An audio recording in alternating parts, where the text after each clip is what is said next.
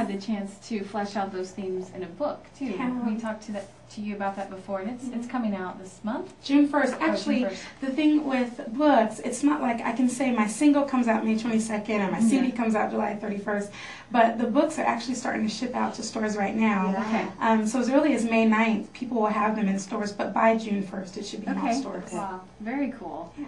And obviously you were on American Idol, and that's where a lot of people know you from. Did it, being on national television like that, did it make it easier for you to share your story, to bare your soul in print, or do a record that's with such personal themes? Well, it gave me no choice. When I auditioned for American Idol, I mean, my life is out there, and it's like, imagine the worst things that you feel about yourself, and then imagine the world talking about them. Wow. So I really didn't have a choice but to put myself out there and talk so much about my faith and about my struggles with weight and just about what's important to me. So it did make it a lot easier because America already knew who I was, but this gave me the chance to really kind of set the record straight on some things that I think were not conceived correctly or perceived correctly. And I think that it more than anything else, regardless as to if nobody reads the book, it was cathartic for me, and it was therapeutic for me to actually be able to write it and kind of get out everything that I was feeling about what happened. Well, I'm sure it will,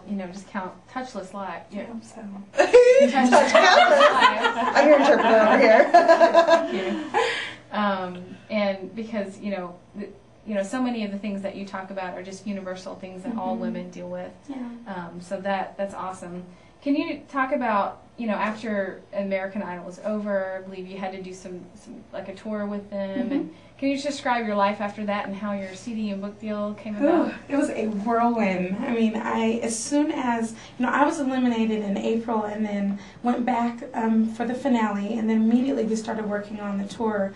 It was a 60-date tour. It spanned over 3 months. So I counted my time with American Idol was a full year because I auditioned on September 26th and I got off of the tour September 26th. Wow. So it was a whirlwind, and I couldn't believe, I told you this before when I did the other interview, I couldn't believe that after I got off tour that I had a record deal, a modeling contract, and a book deal. I just thought, I didn't know whose life I was living. I was positive it wasn't mine.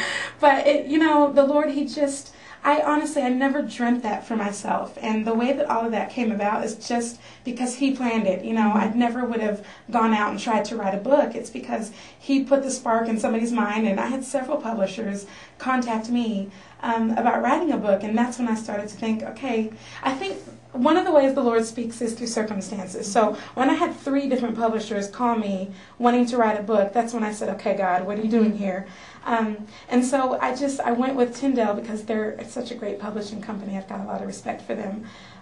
The record deal, I had to kind of choose between, am I going to do mainstream or do I want to do Christian? I think both are important because I feel like the Lord is really setting up people to reach a lost world in several different ways.